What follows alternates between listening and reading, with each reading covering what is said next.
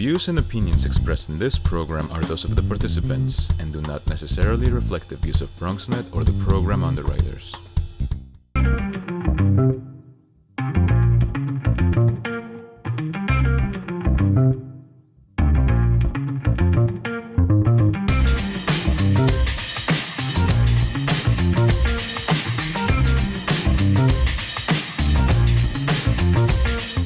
Good evening and welcome to the Bronx Buzz. This is BronxNet's program.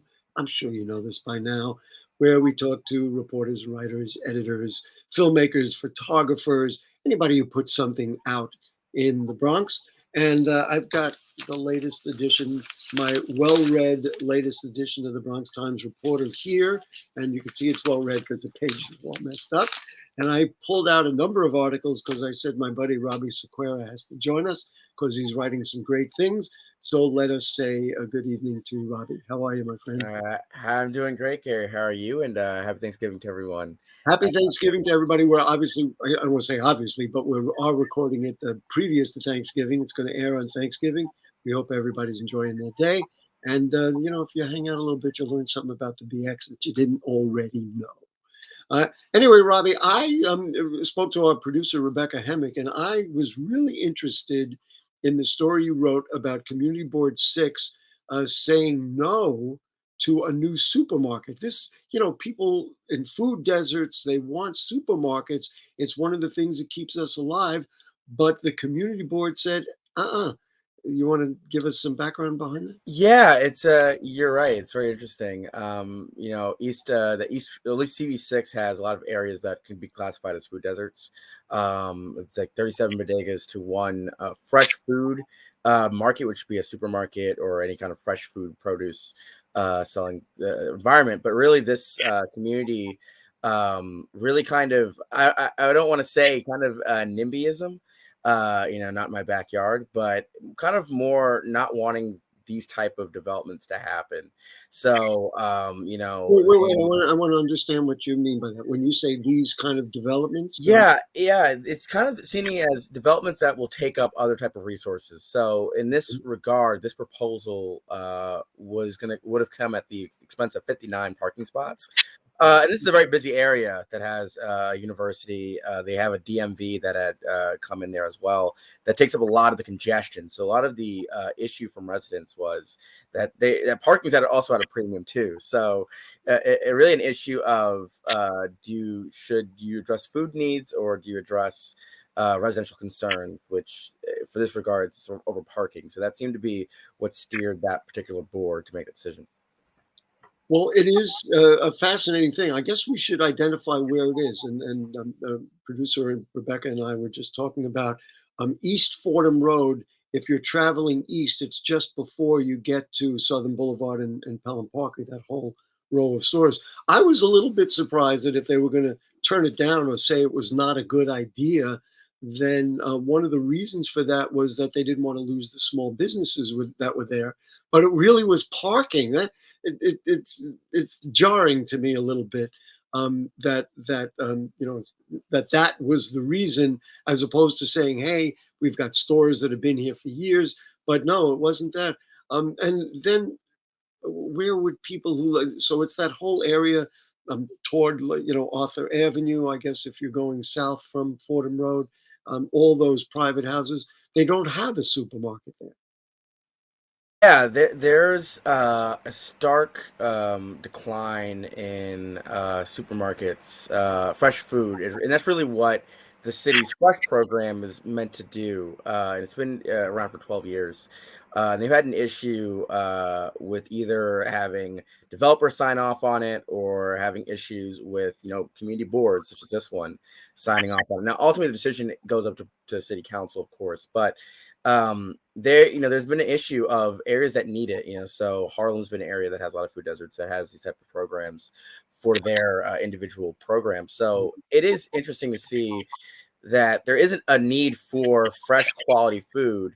These certain partnerships also work with bodegas too to be able to kind of liven their stocks up too. But yeah, there is a stark loss for that type of fresh food area in those particular areas.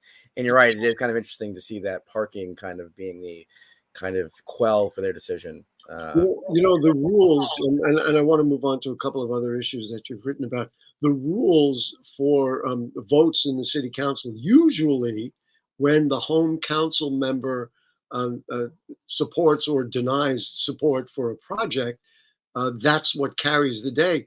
But that didn't happen. There was something that happened recently. I think it was in northern Manhattan with the New York Blood Center, that the council overrode the local council member. What's the, do you know, do we have a sense of what local politicians, particularly the council member in the area, I guess it would be Oswald Felice, what he thinks about the project?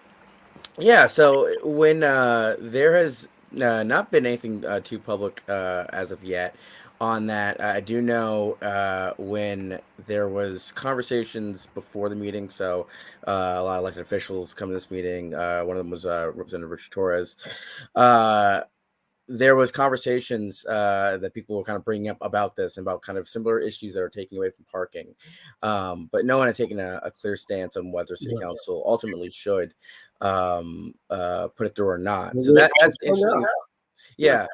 So what we're seeing now is that, at least for the most part, city council and the constituents are in lockstep on this particular issue, that they should not get rid of parking. So we'll be interesting to see if the ultimate vote goes against that in lieu of the. I wonder. This is me, and I haven't examined the project closely enough. I wonder if you could find a way to, put parking back in there. I mean, I don't know, but seems to me we need the stores, but and the jobs and everything else comes with it. I want to talk about something else you wrote about. It's a kind of a bit of a larger issue, and I think a lot of people understand what the infrastructure bill might do, certainly for our needs to protect ourselves from the various effects of climate change. But you wrote about it. Talk to me about what the hope is for the infrastructure bill and how it might impact the borough of the Bronx. Yeah, I think when I talk to a lot of climatologists, they look at policy as kind of a playing catch up rather than it being preventing anything, because we were seeing the damage happen. And so, Hurricane Ida was a big eye opener. In terms of crumbling infrastructure and need to restore train walls and cracks in the roads. And for the Bronx, there's areas with coastal communities.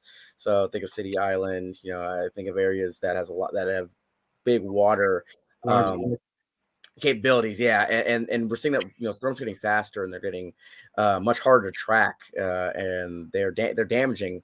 So is there a realistic possibility that those monies could be used for those kinds of things? You think that's what people are yeah, and that's what it's designed, to be able to. And when we talk about kind of infrastructure funding, you're talking about an issue that needs to kind of fortify human lives. And so at this point, what you need to do is, and what a lot of these places want to do is that, okay, what about this particular area in the Bronx that we know as Asthma Valley? Well, what type of infrastructural changes can you do that's going to enhance the quality of life for people who are going through a climatic, go through the issue of climate change that is making air harder to breathe and is making it more inhabitable for their places to live. So I think the goal is that every place in the Bronx will get at least some type of attention, but we know there are areas that need more pressing attention.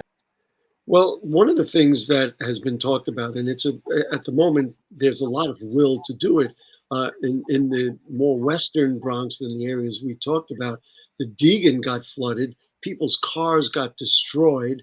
I mean, it was an absolute disaster.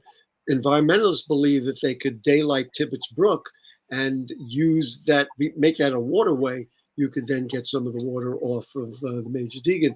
That's one of the climate changes that we might get from the infrastructure bill, right? I mean, that's where that money could go.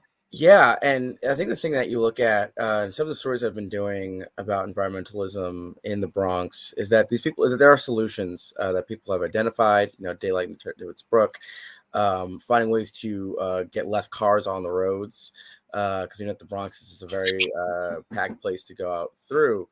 So there's a lot of there's a lot of things I think people will point that this money can go through, but I think more importantly, you're looking at how do people go from to and fro work, right? So roads, bridges, public transportation. I think those are going to be some big areas of investment from this bill. I think a lot of people will keep an eye on.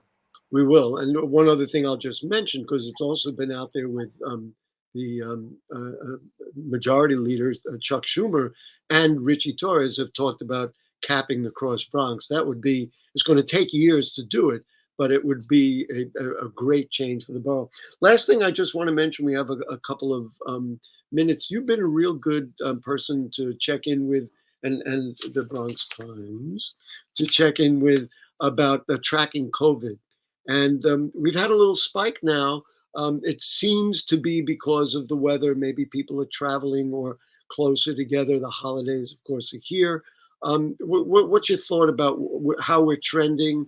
And I realize you're not the scientists involved, but what have you learned from looking at the numbers? Yeah, I think that the good news to say is that whatever spikes the Bronx go through next is not going to be as bad as it was during the throws, and I think that's a really important thing for the Bronx in terms of recovery. They're still slashing unemployment, by half of what it was when the pandemic took hold. We're not seeing huge rises in death either, but we are seeing some more cases, and it is linked to colder weather, at least what local scientists say as well as national scientists.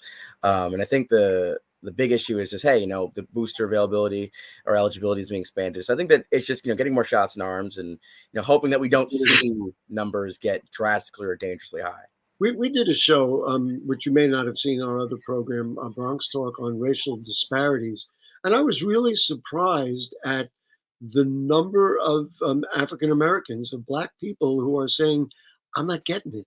And I'm like, many of these are well educated, smart people, but they have such distrust in the systems that they're not getting vaccinated. And the only thing I can say that is optimistic on that level, from my perspective, a lot of people are wearing masks in stores and when they get together. I see it in the Bronx all the time. When I go to other places, I don't see it, but in the borough of the Bronx, I think people get it. Yeah, and I think We've got to be quick. We're going to be yeah. I think the one quick thing that I always urge people to do is to just listen to the experts. And I think any question that you have is better to be answered by a medical professional, by someone other than you and me. rather than the internet, and rather than the place where you can take that information. Or two non-medical journalists. Yes, exactly. Listen, Robbie Sequeira, you and your family have a beautiful, peaceful holiday, and eat well, and really everybody either pick up or check them out. I got it upside down. Yeah, Bronx Times. Reporter Robbie Sequeira does just a great job. He's thorough, he's accurate, and he covers some of the most important things going on in our borough. Thank you so much for being with us. Thanks, guys. I appreciate it. Always a pleasure to be here. We're going to take a short break, and when we come back, we'll have more of the Bronx Buzz, the holiday Bronx Buzz, right after this.